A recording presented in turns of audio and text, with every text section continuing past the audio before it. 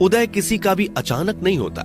सूर्य भी धीरे धीरे निकलता है और ऊपर चढ़ता है। धैर्य और तपस्या जिसमें है वही संसार को प्रकाशित कर सकता है।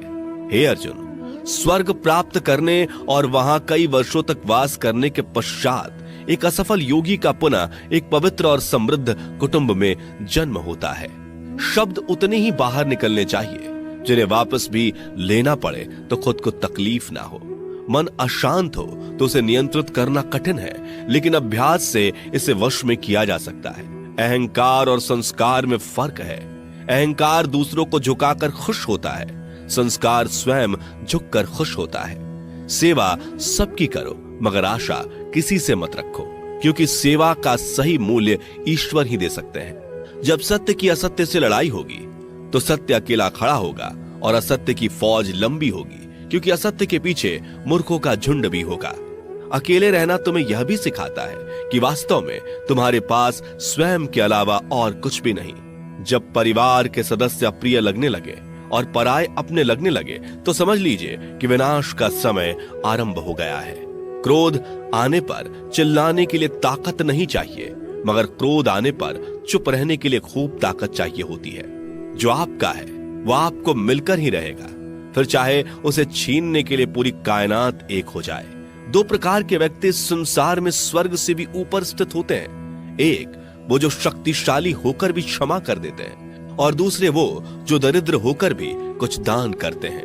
प्रेम शरीर या सुंदरता को देखकर नहीं होता, प्रेम हृदय से होता है। जहां दो हृदय मिल जाए वहीं प्रेम जन्म लेता है। किसी भी व्यक्ति को अच्छे से जाने बिना दूसरे की बातें सुनकर उसके प्रति कोई धारणा बना लेना मूर्खता है। अगर साफ नियत से मांगा जाए तो ईश्वर नसीब से बढ़कर देता है।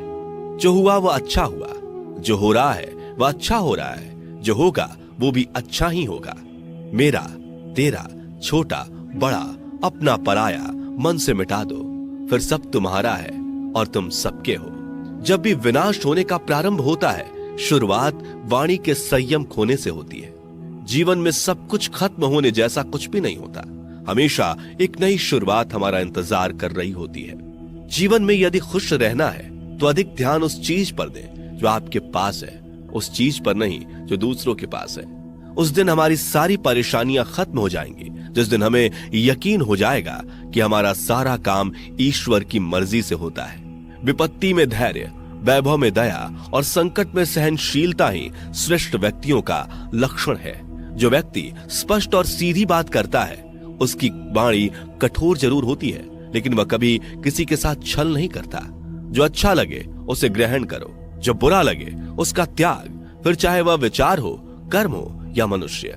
बुराई बड़ी हो या छोटी हमेशा विनाश का कारण बनती है, क्योंकि नाव में छेद छोटा हो या बड़ा नाव को ही डुबो देता है।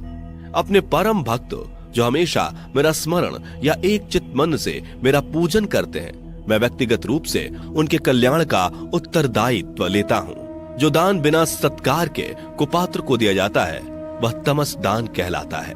परिवार और समाज दोनों ही बर्बाद होने लगते हैं जब समझदार मौन और नासमझ बोलने लगते हैं। आप वापस नहीं जा सकते और शुरुआत को नहीं बदल सकते, लेकिन आप जहां हैं वहीं से शुरू कर सकते हैं और अंत को अवश्य बदल सकते हैं। जब उम्मीदें टूटने लगे, कोई रास्ता दिखाई ना दे, तो एक बार भगवत गीता की शरण